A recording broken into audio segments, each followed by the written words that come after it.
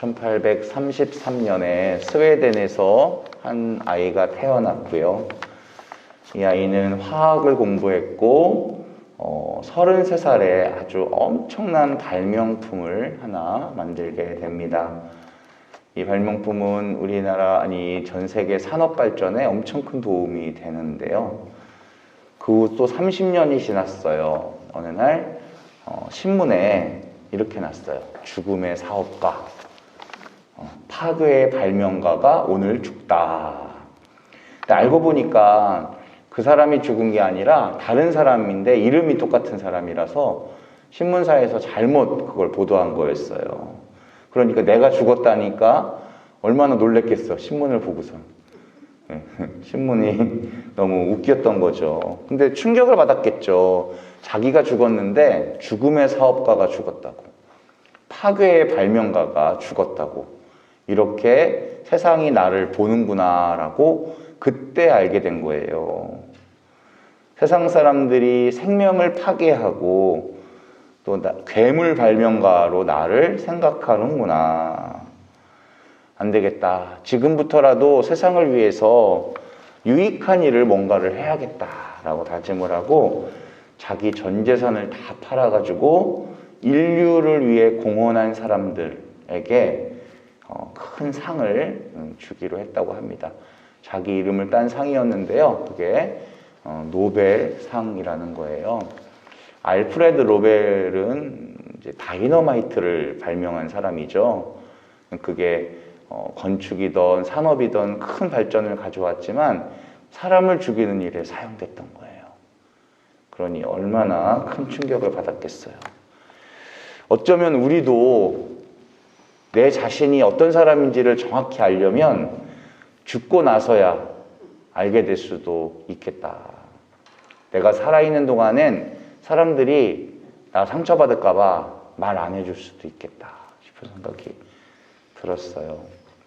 제자 하나가 세상에서 제일 놀라운 일이 무엇입니까? 라고 물었더니 석가모니께서 세상에서 제일 놀라운 것은 누구나 다 죽지만 죽지 않을 것처럼 사는 것이다. 그게 제일 놀라운 일이라고 합니다. 우리는 분명히 죽습니다. 하나뿐인 인생을 제대로 마치려면 선택을 해야 돼요. 무슨 선택이냐면 누구를 왕으로 모실 건가? 우리 주님을 왕으로, 임금으로 모실 건가? 내 자신을 임금으로 삼을 건가? 내 생각과 내 말과 내 행동을 정하시는 분은 내가 아니라 그분이셨다. 그분이 내 왕이시다 라고 인정을 하면 놀랍게도 내가 그분의 종이 되는 게 아니라 내가 제2의 그리스도가 되는 거예요. 나도 그리스도가 된다고요. 나도 하느님이 된다고요. 세상의 이기심과 죄를 이길 수 있는 왕의 품격을 나도 가질 수 있게 되는 거예요. 내가 내 인생의 주인이 되면 행복할 것 같지만 불행해집니다. 대통령이 욕심을 부리면 모든 사람들이 불행해져요. 또 슬퍼집니다. 우리가 경험했죠. 나라가 꼴이 말이 아니게 되는 거예요. 우리에게 영원한 죽음을 가져오는 것을 아주 각수고대하는 것은 악이라는 존재, 악마. 악이 예수님을 얼마나 싫어하는지, 예수님이라는 말조차를 싫어해요. 이 땅의 수많은 나라가 아직도 예수님이라는 말을 제대로 못해요. 북한에서 제대로 말 못합니다. 중국에서도 예수님이라고 말하면 잡혀가요. 일본도 직접적으로 반대하지는 않지만 그 영적으로 사회적으로 분위기 자체가 예수님을 그렇게 잘 믿을 수 있는 분위기가 아니에요. 도대체 예수님이 누구시길래, 예수님이라는 이름이 뭐길래 이렇게 법으로 정해서 못하게 하나. 반대로 예수님이라는 말을 아주 흔하게 쉽게 들을 수 있는 곳도 있어요. 근데 그런 나라에서는요, 미국같이 Jesus, 욕해요, 욕. 예수님 하고 이게 욕이야. 자기가 화났을 때. 갓댐이라고 욕을 하거든요. 이것을 우리나라 말로 빌어먹을 이러는데 갓댐이라는 욕은요.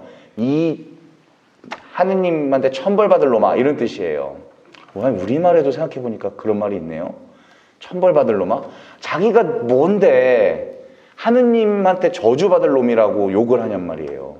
이건 진짜 심각한 영적인 현상이에요. 이런 일들 배후에는 어둠이 있는 거예요. 이건 그냥 사회 현상이 아니에요. 어둠이다. 우리가 그 말을 잘 듣지도 못하게 만드는 어둠도 있고 그 말을 너무 쉽게 씀으로써 아예 욕처럼 써버리게 만드는 어둠도 있다. 이게 마귀가 바라는 게 바로 그런 거겠다. 생각이 듭니다. 그러니 정신을 바짝 차려야겠구나. 내가 아직도 예수님을 왕으로 모시지 않았다면 그분을 더 알기 위해서 노력해야 돼요. 내가 더 알아야겠다. 어떤 사람들은 이렇게 말합니다. 아니 예수님이라면 신부님이 전문가 아니세요? 그러면 신부님이 더 공부하시고 더 연구하셔서 우리한테 쉽게 알려주면 되지. 이렇게 말씀하세요. 아니 남한테 맡길 일이 따로 있죠. 예수님을 아는 것에 대해서는 전문가가 따로 있는 게 아니에요.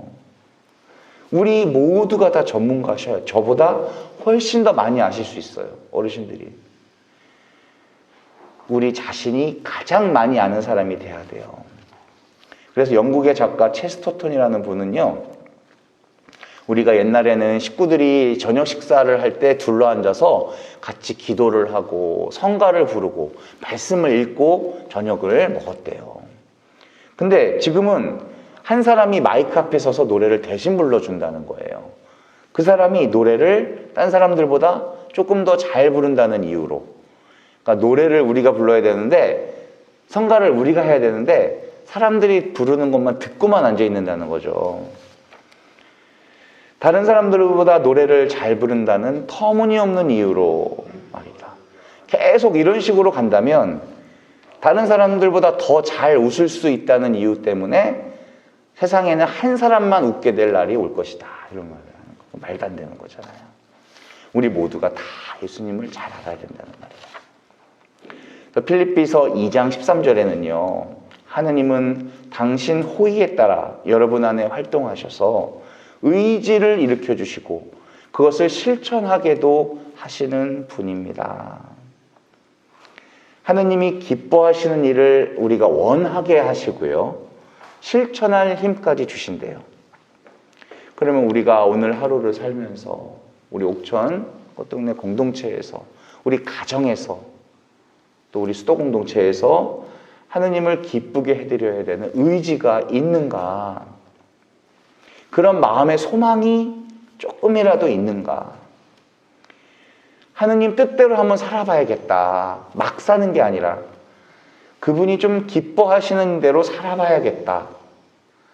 이런 마음의 소망, 희망, 갈망 이런 게 조금도 없는지 그러면 아직 우리는 하느님을 제대로 안다거나 만난 게 아니구나. 그렇게 볼 수 있어요.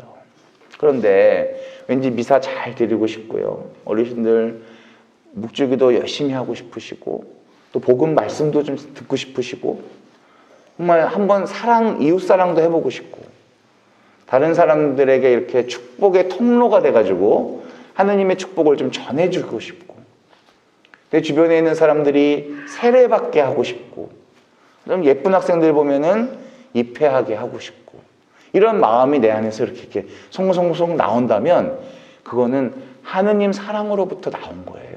내 머릿속에서 나온 게 아니고 물론 그런 마음이 어떨 때는 뜨겁게 또 어떨 때는 미지근하게 희미하게 느껴질 경우도 있어요. 그것은 그분과의 친밀함의 깊이가 좀 다르기 때문에 사람마다 다르고 내 마음의 상태에 따라서 다르기 때문에 그래요.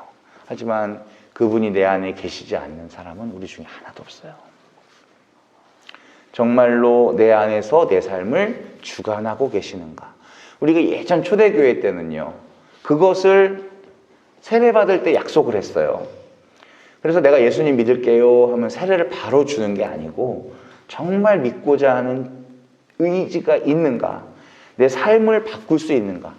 수련 기간을 최소 3년 정도로 잡고선 그 시간을 보내게 했어요. 그 사람들은 세례 받을 때 나는 정말 예수님 때문에 죽습니다. 그리고 당신으로 다시 살아납니다. 라고 생각했거든요. 하지만 우리는 예수님을 믿겠다고만 하면 세례를 주는 시대에 살고 있어요. 그것이 우리들의 영적인 상태를 점점 더 그분과 멀 수밖에 없게 만든다. 우리는 오늘도 성체를 모실 겁니다.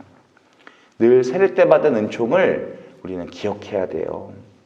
세례 받는 것은 그냥 예수님을 믿겠다고 한 것만이 아니라 나는 죽고 예수님으로 살겠다. 그거예요.